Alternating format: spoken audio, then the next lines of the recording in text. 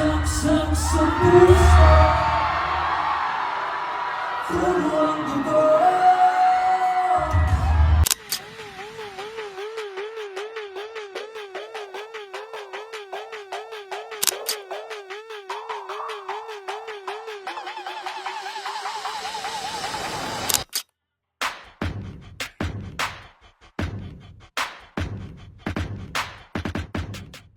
Yung mga ideas po na yun, talagang sa amin po yun.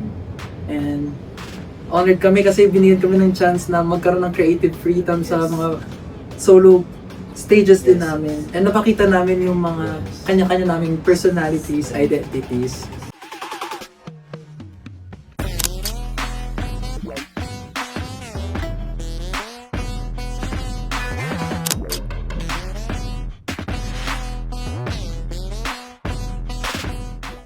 Siguro po yung pinakamalaking part po ng Vixies is yung inspiration po namin. Hindi pa rin ako makapaniwala na yung nakikita namin pure Vixies lahat. Grabe. Sa totoo lang, kilala namin sila dahil lagi silang umaattend. So ngayon, Yes. sa